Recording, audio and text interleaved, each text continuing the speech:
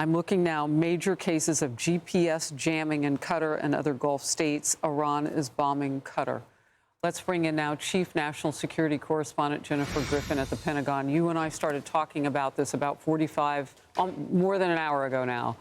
Are we where your sources are telling you that we thought we'd be? Have we gone someplace that we're at least prepared to deal with? Well, Harris, right now, what we can tell from open source reporting on Twitter, you can see imagery of about what we're told from Israeli sources are 6 ballistic missiles that have been fired from Iran towards Qatar. As you know, as we discussed, the Al Udeid base, the largest U.S. Base in the Middle East, is about 40 miles from the capital of Qatar, from Doha.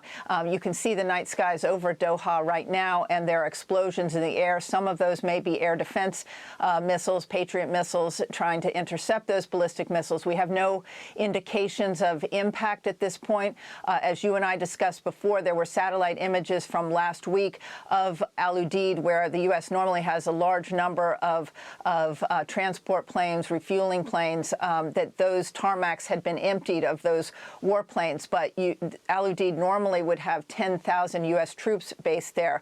There had been warnings to U.S. embassy staff to shelter in place and at other embassies across Doha. We also now are learning that the airspace over UAE, the United Arab Emirates, where the United States military has another large military base, that airspace has been closed. And we also understand there could be an imminent threat to U.S. troops and personnel at bases in Iraq. That, if you remember, just 5 years ago, Iran fired ballistic missiles, dozens of them, at U.S. troops in the wake of Qasem Soleimani's killing. So a lot of intelligence warnings. We brought it to you on air just a little while ago, and now it seems that those explosions are being heard over the capital of Qatar. Well, and through your reporting, you readied us for, exactly who would be still there, and you're furthering that now to let us know who is able to get out and who's expected to be there serving right now. 6 missiles may not sound a lot to some people because they can do so much damage. And Iran reportedly has been running low on, we don't really exactly know what they have. Maybe they're not running that low. But with precision, 6 missiles are a lot. They haven't really been precision guided, though, going into Israel. They've been hitting all those residential targets. Not saying that they didn't want to kill civilians, but a little bit more haphazard. This seems more precision.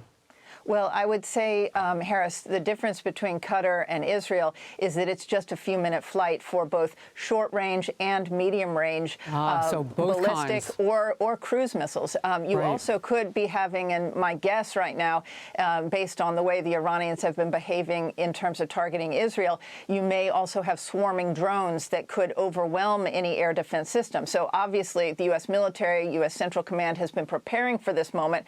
They have been setting up air defense. Al Udeid would be one of the most protected bases that the U.S. has, but they also have long known that they are sitting ducks there. And so, therefore, right now we have to just see if any of those ballistic missiles or cruise missiles got through. All right, Jennifer Griffin, stay where we can get you. I know you will as the news warrants. We'll bring you back. Appreciate you. We'll be back in a moment with more Outnumbered. Hey everyone, I'm Emily Campagno. Catch me and my co-hosts Harris Faulkner and Kaylee McEnany on Outnumbered every weekday at 12 p.m. Eastern, or set your DVR. Also, don't forget to subscribe to the Fox News YouTube page for daily highlights.